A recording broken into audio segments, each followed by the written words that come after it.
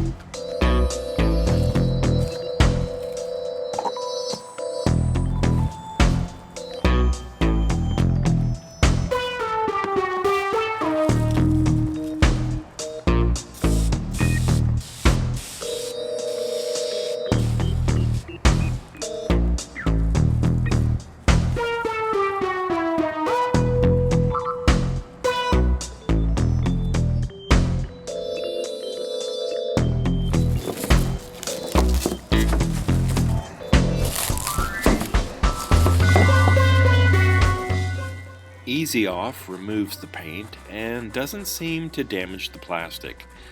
I left this alone overnight and came back the next morning with a toothbrush and my garden hose. What I'm left with afterwards is pretty much a bare shell, and now I can try to undo some of that heat damage.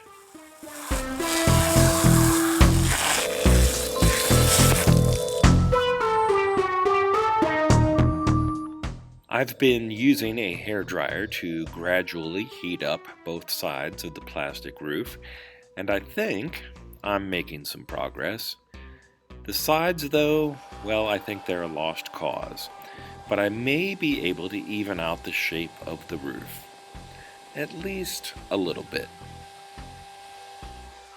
That's my left index finger pushing down hard, while using my right hand to keep it from going in too much. I think that's probably about as good as it's going to get.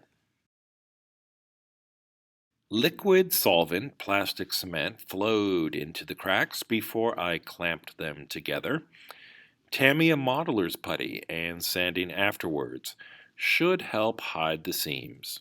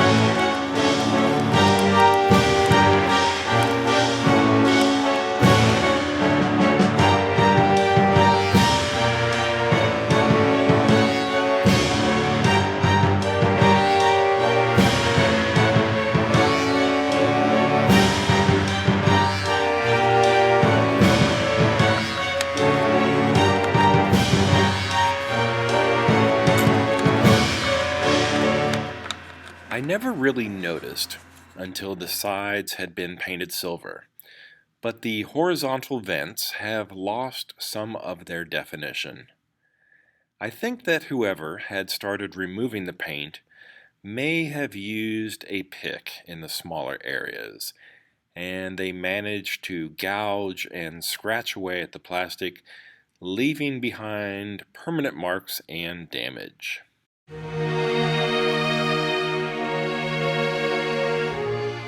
I borrowed a base from a different B unit just to see what this might look like, and I'm afraid that all that nice base does is highlight the defects in this shell.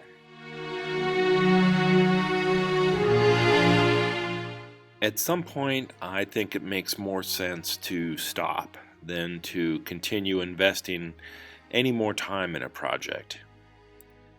With this paint scheme, I was thinking that it could be an Amtrak or possibly a Santa Fe variation of some sort, but now that the paint is finished, I can't really see the purpose in making decals for this. It's done, and I think I am too. At least with this project. I admit defeat, and it's time to move on. It happens that way sometimes. So, I'll see you in the next video. And until then, this has been Bob's Workshop. Take care.